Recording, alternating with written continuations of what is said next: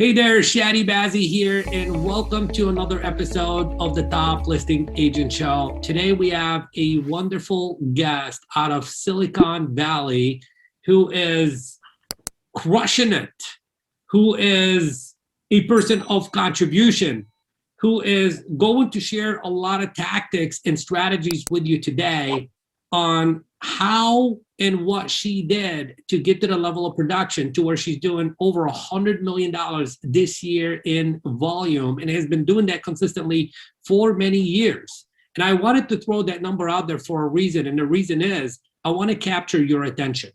I want you to pause everything that you're doing right now. Grab a pen and a paper, get ready to take notes, implement what you are going to learn today so you too can go out there and sell more homes in less time. With that said, Kaajal, welcome to the Top Listing Agent Show. Hopefully I said it right after practicing it like 10 times. You did. Nice to be here. Thank you.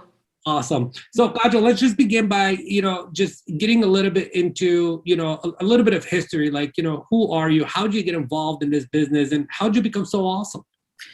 Oh gosh. Okay. So I've been in the business for 18 years. We just chatted about, I went to UC Irvine, got a degree in econ, jumped into the business when I realized I wasn't cut out for the corporate world. Joined corporate America for about 6 months and realized I was just not a good employee sitting there on my desk doing PowerPoint presentations. I was just not getting into it. But the real history behind getting into real estate is my entire family is in real estate. My parents, my uncles, my aunts, my cousin is actually my broker. So just got into it and thought, hey, let me try this out. I was young, and so I thought if it doesn't work out, I'll go back to corporate America. I joined and never looked back. So, wow. Yeah. So it's not like you were dreaming as a little girl that I'm going to be a super agent or anything like that. It's just kind of like, hey, my family's in it. I'm not very excited about, this, corporate thing. And let me try it out. If it works, then that'll be wonderful. And did it work? Did real estate work for you because you absolutely wanted to make it work? Or did you really have that plan B of like, if it doesn't work? Like, I just want to yeah. So, I very good with mindset. Absolutely. So I think going into it, I had the mindset of I absolutely want to make it work. It was more of a personal challenge. Everybody in my family was a realtor, and I loved watching their schedule and their momentum and how they get to be at everything, flexible schedule. But at the time I was young, so I said, hey, let's try this out. But I am pretty sure I can do this. The flexibility was incredible. But along with the flexibility, it's a very fluid career, right? So you can have the best day ever one day and the next day just feel like you're nothing, right? So I think realtors can probably relate to that. You can have 15 closings one month and 0 closings the next month.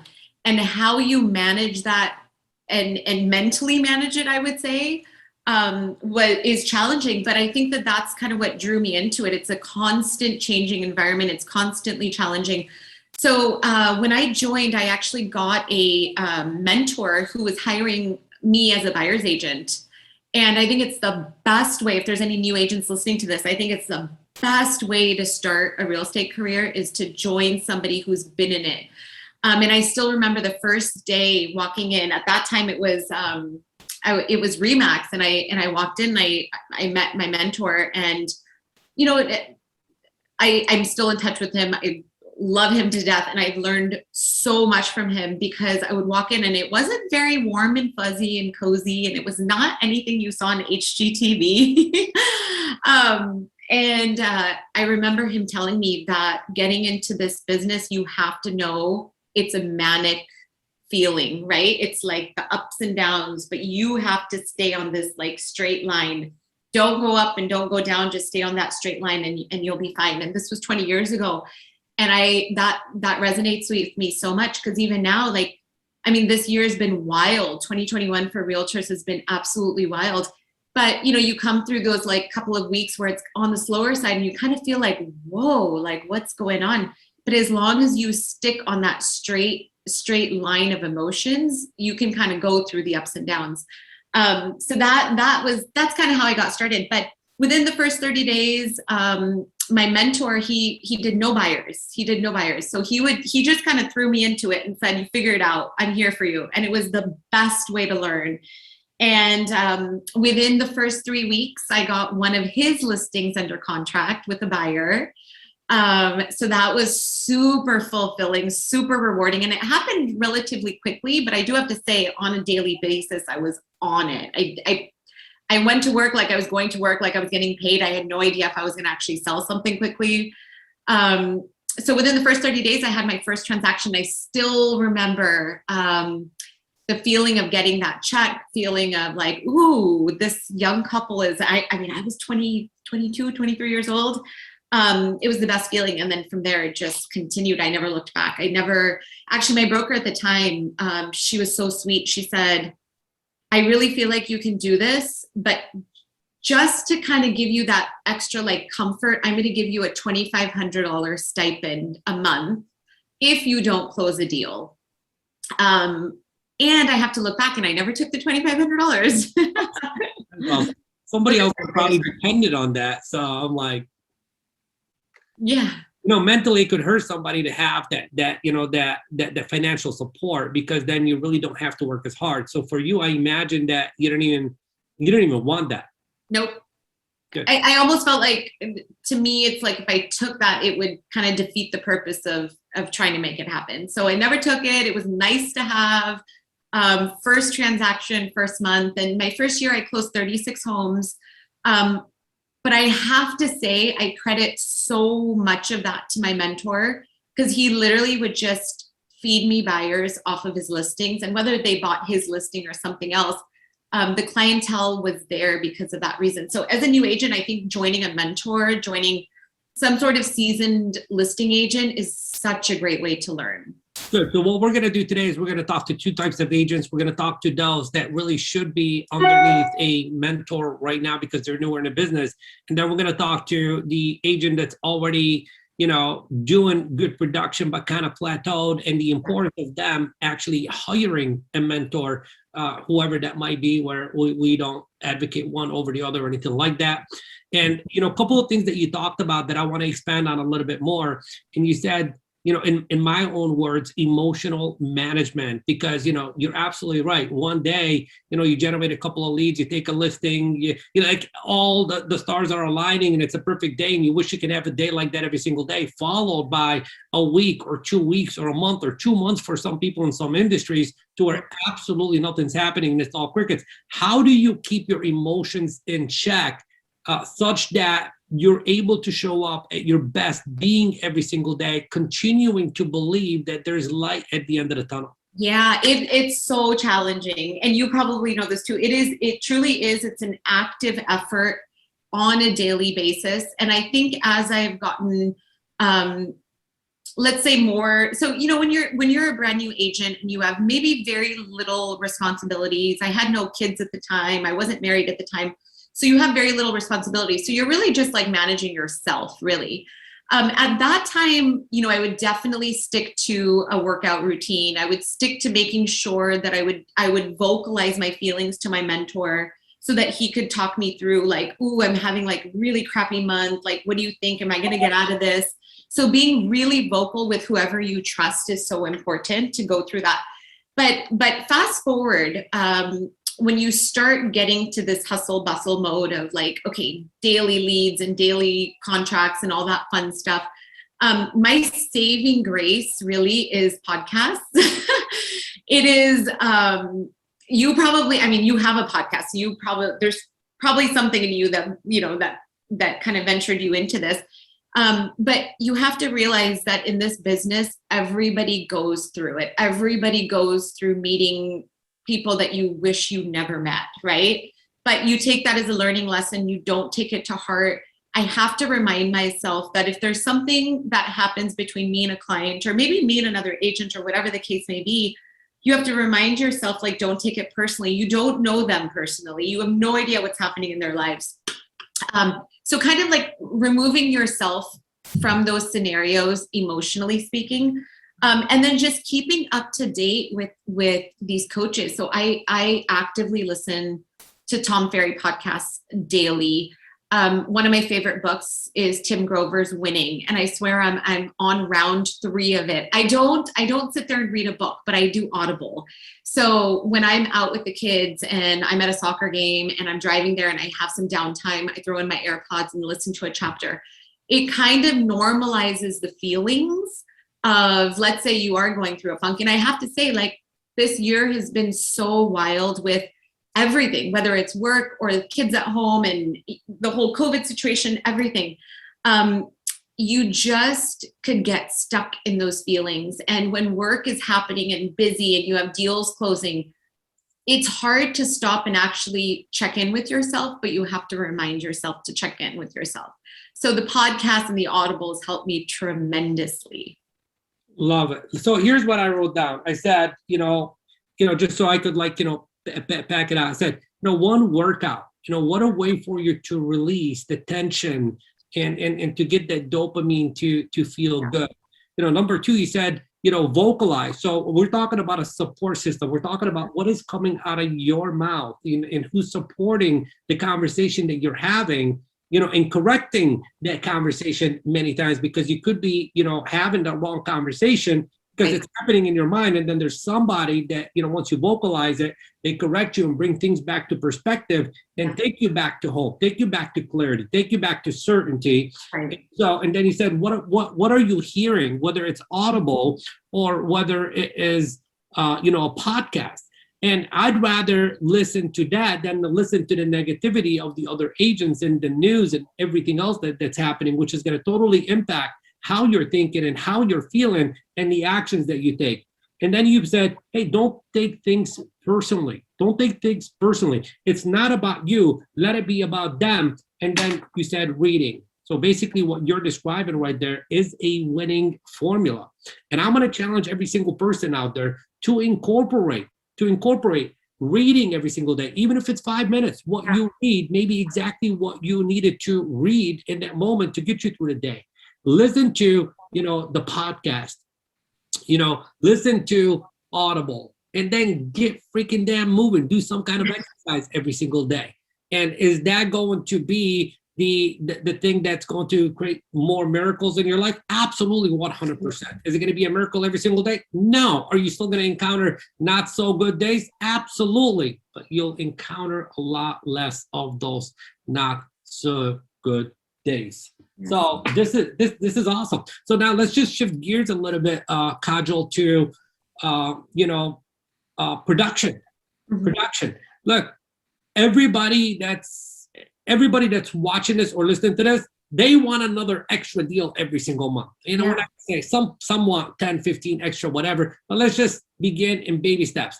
I want an extra deal every single month, Kaajal. What should I do? I want you to be my mentor right now. For sure. So I think right now, the biggest thing, especially, and I think this is probably across the US, but speaking from just a California perspective as well, the market has been so insane. You see something that closes January 2021 to now, sometimes it's like $1 million more in value, right? So a lot of times, I would say in 2021, especially now, what I've been doing is if I think of a client, or I go down my sphere of influence list, or whoever, pops in my head, or I'm in a neighborhood, etc., I've been texting them like, hey, did you know? And it's a very genuine text. It's not a robot. It's, I'm genuinely thinking about them, but letting them know like, hey, did you know that so-and-so's house or this address sold for $2 million? And they likely have very well bought it for $600,000-$700,000. It's a conversation starter, A, but B, a lot of people don't know. They'll be looking, let's say, online, and they'll look at those estimates and all that kind of fun stuff. And we all know as realtors, those are not the best measures, right?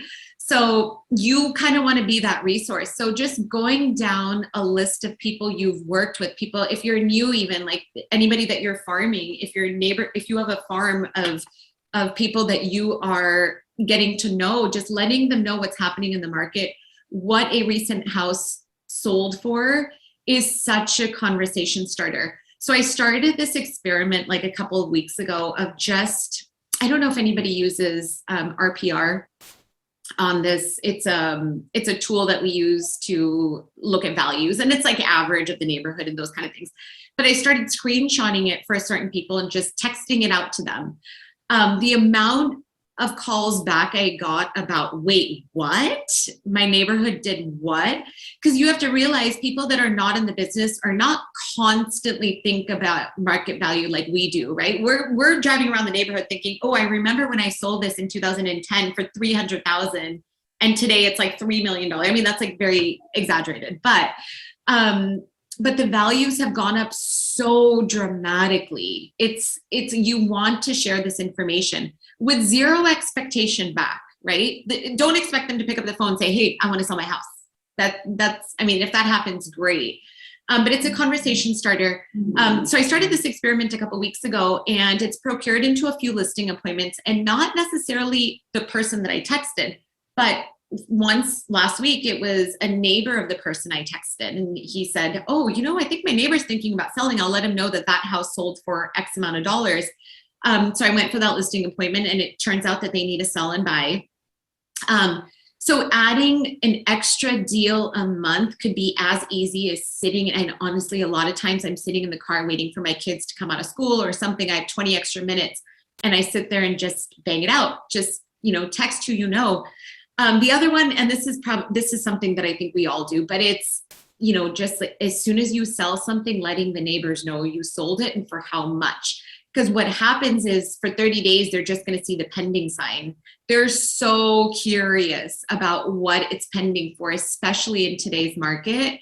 And if you're the one that's actually sharing and not waiting for all these websites to populate in 30 days, that procures into a listing appointment for me very often. And a lot of times they're just like, wow, thank you so much for sharing. And I wouldn't necessarily blast it out, but I would go to their door, send them a letter. If you know them, pick up the phone and call them, let them know that so-and-so's neighbor. So either of those two scenarios can absolutely procure a deal a month. Absolutely. And I want to expand on something that you just said. And you said, hey, when you sell a house, tell all the neighbors about it. So I'm going to share two things about that. And I'm going to say, even if you're not the listing agent of the property, it doesn't matter. Chances are the listing agent ain't going to share anything with the neighbors as to what that property sold for. And if you are the listing agent, I want you to take a three-step approach. And the three-step approach is, when you take the listing, tell the neighbors about it. When it goes into pending, go back and tell the same neighbors that we already sold that one. We have buyers. Who else do you know that wants to, move, sell in the neighborhood, etc. And then once you close it, go back and tell them, hey, remember that property I told you about finally closed? It sold for that kind of much. That's three touches in during the lifetime of that listing. But the biggest point that you made here, and I want to expand on that, and I want to drill this in the mind of every single person that wants an extra transaction every single month, even if you didn't do the second thing about the listing, is every single person has at least one more deal a month in their database right now if they choose to work it correctly and systematically. Yeah. I can't agree with that anymore. And Kaajal, if we take our phone and we just go to the contacts and we scroll all the way to the bottom, everybody's got a number. And I want every single person that's watching this to do this right now and find out what that number is. Mine, I don't have that many friends, so it's only 8. But I guarantee you there's deals here. And what I'm going to challenge every single person to do right now, since we're recording this at the end of September, so you're probably going to listen to this September, October, between now and the end of the year, if you just either send a text message and or call every single person, I guarantee you will do another, easy 3 more deals between now and the end of the year. And as simple as it sounds, don't discredit it because it's simple. Because 9 out of 10 times, it's the simple things that move the needle the furthest and the quickest. Would you agree with that? Absolutely. And don't overthink it either. I think a lot of times people get stuck with, oh my God, what am I going to say? Am I using the right words? As genuine as you can be, send out a quick text. How do you become genuine? Because, I think this is critical important. Look at this. I think it's like, we kind of like set this up to go from mindset to lead generation to lead conversion. Yeah. Well, we really didn't. But that's basically the cycle, because everybody usually come to me or they come to the like something like, do you have a script for this? And do you have a script for that? Yeah. Do you have a script for it? Scripts are good. I'm not going to discredit scripts. We provide scripts to, our real estate audience, all the time. And then when we do give them the script, everybody says it doesn't sound genuine. It doesn't sound like me. It sounds like a robot. I could never say this. I could never say that. So what's your advice on becoming a very good influential salesperson that's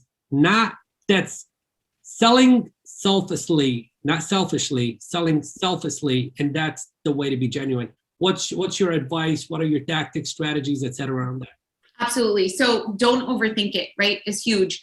If you're in this business, you're helping people make these like mind-blowing moves, like biggest move they're ever going to make, right? So you want to listen to them. Listening to them is like key. So if they're telling you, hey, not just about the type of house they're looking for, but the reasons, like why are they moving? What's compelling them to move? How old are your children if they're not right in front of you? Getting to know them before thinking about the transaction is huge, because you may work with somebody for 10 years or 5 years before they actually transact with you. So getting to know them first makes it so much more genuine, but it helps you kind of digest the fact that you're really helping them. You're not selling them something. You're assisting with the sale, but you got to get to know their whys first. I think that's so crucial to become genuine. And more than that, they're going to be in your life, especially if you're a realtor for a long haul. This is not just like, ooh, let's transact and then peace out, I'm done. You want them to be able to come back to you genuinely and say, do you have a plumber referral for me? Hey, by the way, I'm still loving my house. Hey, by the way, I just had my second kid. I think it's time to upgrade. So it's, to me, when I meet somebody, it's not like, oh my God, yay, I'm going to sell them a house in the next 1 month. No, it's like you meet somebody and you don't know when that transaction is going to take place, but they just become part of your database, somebody that you're going to get to know. If somebody is very, very eager to move within 0 to 3 months, obviously I'll work at that pace, but I won't discount the fact that I need to get to know them first. So getting into a really good buyer consult before you go show them a house, super important, like extra important, because you want to know why, like, why are they moving? And COVID, I think, changed the why for so many people because of the work from home scenario. So I finally, I started getting families that said, I want a pool in my backyard. Pre-COVID, no one talked about pools. Or, hey, I need to upgrade my house because my parents are now living with us. And so not even focusing on the type of house you're looking for, but finding out the reason why they are looking for a house or the reason why they're selling is so important. Right before this podcast, I had a call from actually a neighbor. So a neighbor whose house that I just sold, he said, hey, I noticed you sold the neighbor's house for this crazy price and I'm looking to sell. My first question to them, and they were kind of like ASAP, like, I want to sell right now. Can you come today? That kind of like urgency. And I said, yeah, no problem. I'm booked today, but let's, schedule for this for tomorrow. But what's the urgency? I didn't use those words, but I was, and they said, oh, we just closed on another home. So clearly they've moved out. It's vacant. They probably didn't have bandwidth to do 2 transactions at the same time. And so I got the why, I got the urgency. And now with holidays, like November, December is right around the corner, their timing is crucial. They want it on the market in the next week. So now knowing that I'll be there in the next 12 hours to hopefully list their home and get it going. So knowing that why versus reacting, like listen before you react, so you have the right genuine response is so important.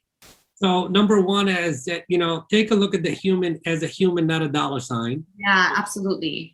Number two, in order to demonstrate, being genuine, you need to do that through your listening, and your listening is the power, is the foundation to all your powers of influence. And, obviously ask questions to learn more about them, and not to take anything away from you, but I want to share 4 questions that everybody should be asking here on forward to every buyer and or seller when they meet them.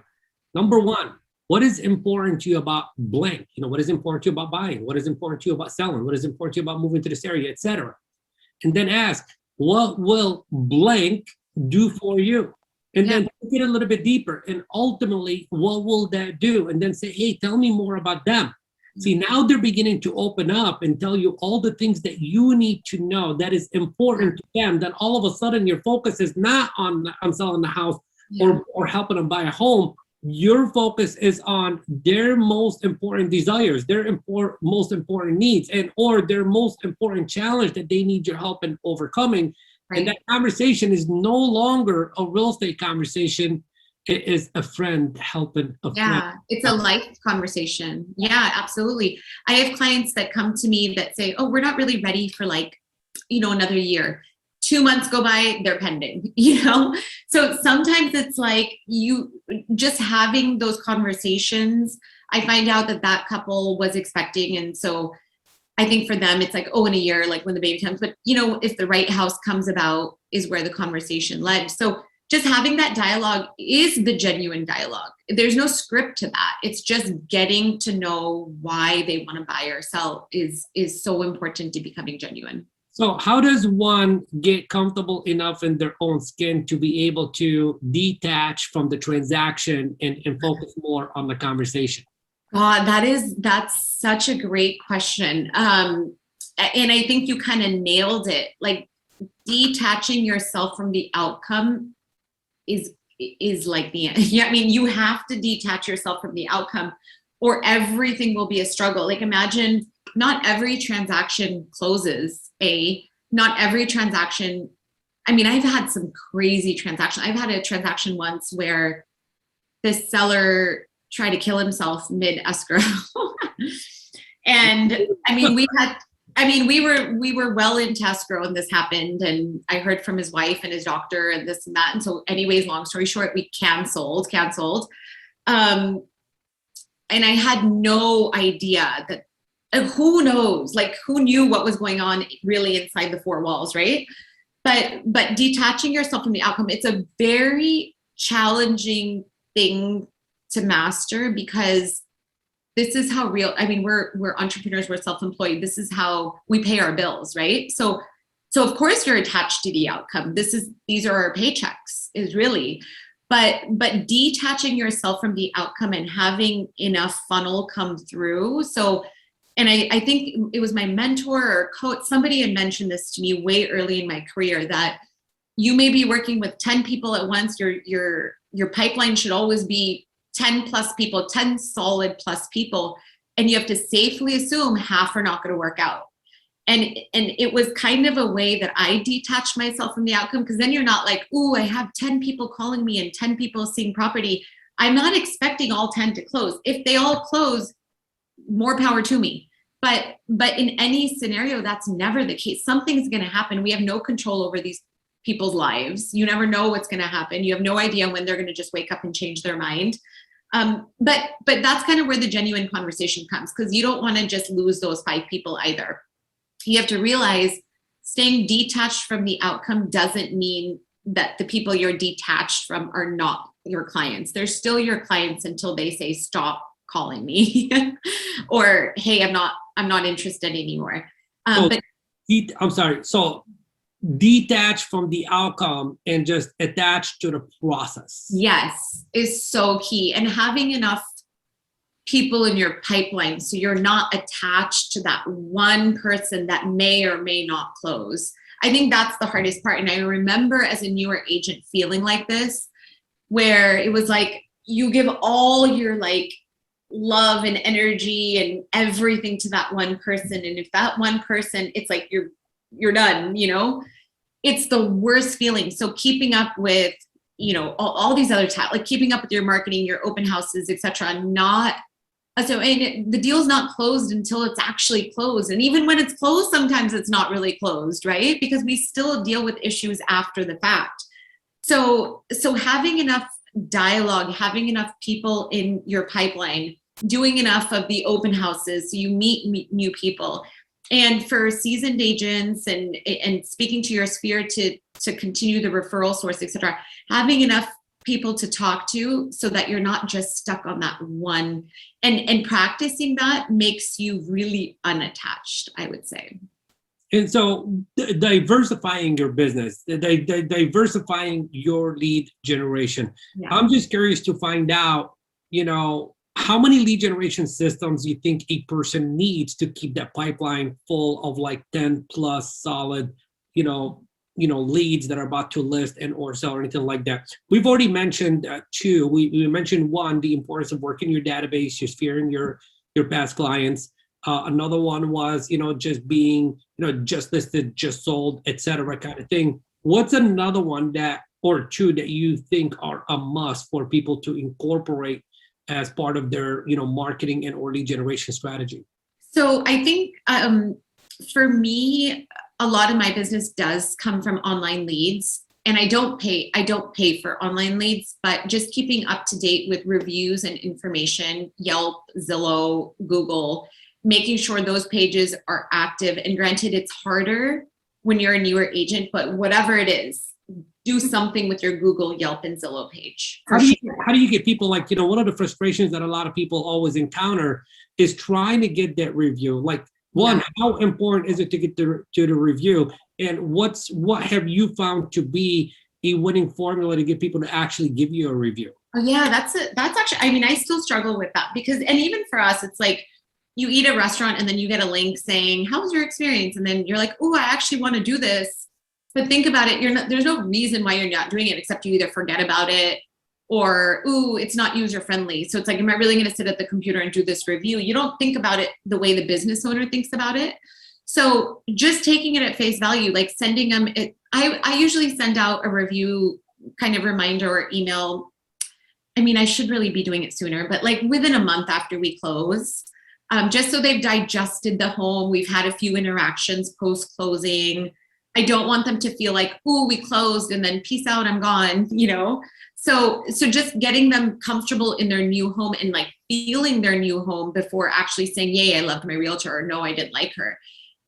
So within about a month, I usually send out an email like, hey, checking in, thank you so much. And then I'll make it really user-friendly. So they just click on the Yelp review, for example, and it goes straight to my page and they can populate it there. Or for example, for Google or for Zillow.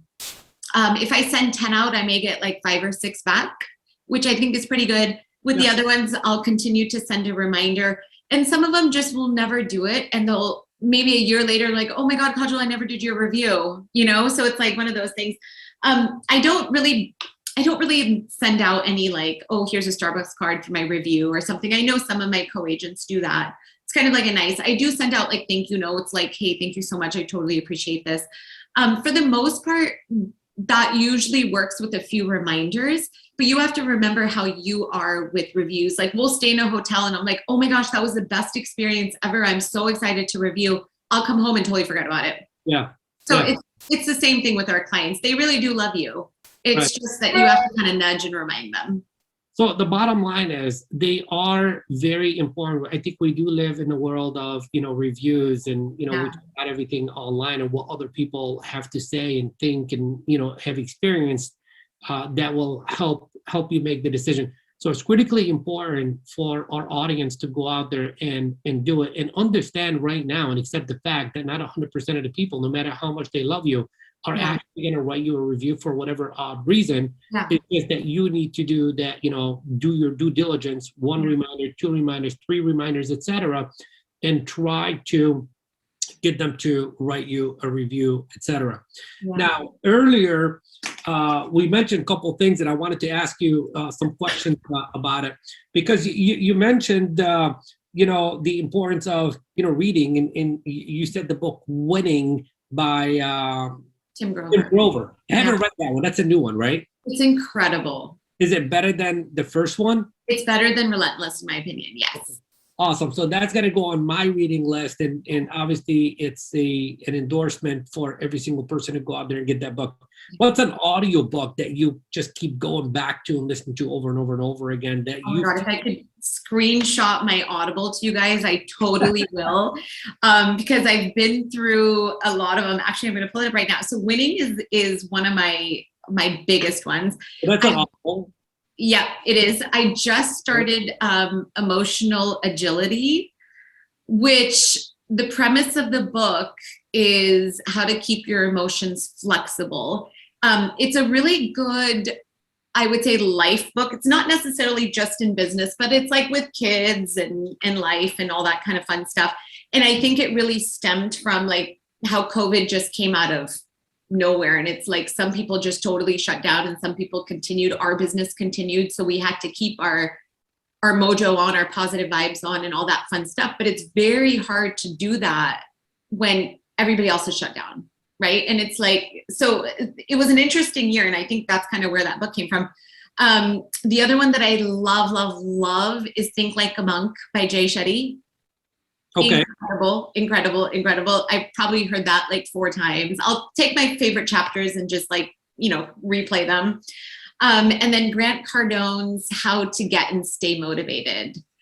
Because that's kind of, I think, the challenge in our world, in our business, right? We may, and I'm telling you, I just went through this. Okay, great. I've had $100 million year. Great. That sounds fantastic. And I'm super grateful for it.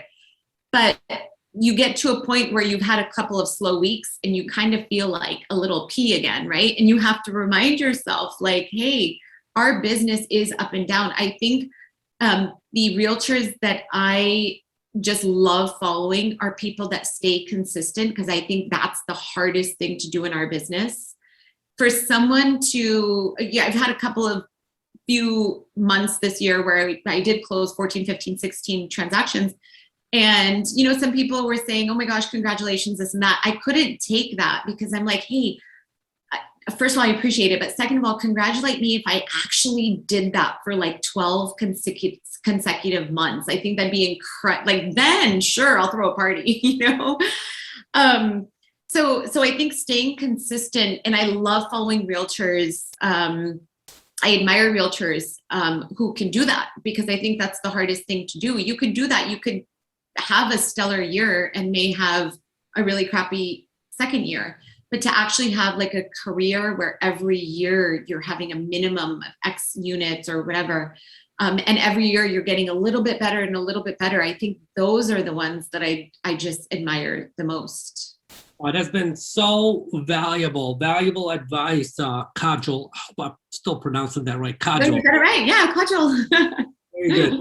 And I want to circle back to the review thing one more time, because you mentioned Grant Cardone. The words how to get and stay motivated, and every once in a while I get in a funk myself. Totally, we all do. And I think one of the things that really helps me get things in perspective and reminds me of what a miracle I am, how valuable, how wonderful I am, what a contribution I am, because it's easy for us to lose sight of that, when we are in our head. And one way for me to do that is to just go back and read the reviews that I've gotten from the people that depend on my leadership. And I want to give that to you as advice is, read the reviews of your clients. That will put things back in perspective, that you are a winner. Yeah. You are great at what you do. You're just off point, which comes with any sales industry. You can have your good months and your bad months, etc. We just want to minimize, the length of time that, you are on pause, etc. And Kaajal, is there a question that you feel like I should have asked you today that I didn't ask you that I should ask you right now? Oh, wow. God, no, this was a pretty meaty conversation. No, I feel like I've shared probably more than people want to hear. And I would be happy to funnel any other questions offline if anyone wants to reach out. But I think this was good. I think as a newer agent, I think my biggest takeaway for you guys is stick with it. Consistency is key. And I think for seasoned agents, we should all get all together and start a little text thread on how to stay motivated, especially during years like this. I think that is so wonderful. So how does one, because I know there's somebody that is like so inspired by, your story, by your success and all the wisdom that you shared with us today, and they want to start that thread with you, and or they just want to be in communication with you, and or maybe they want to trust their next referral with you. How do they reach out? How do they connect with you? Absolutely. So it's my website, kaajalshahani.com, Instagram, Kaajal Shahani Real Estate, Facebook, same Kaajal Shahani Real Estate. DM me. I do personally reply. Feel free to connect in any of those manners.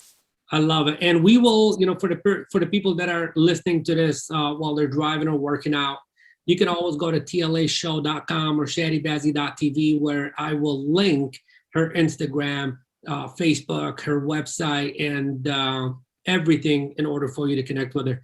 Thank you so much. Thank you so much. Thank you so much for your contribution.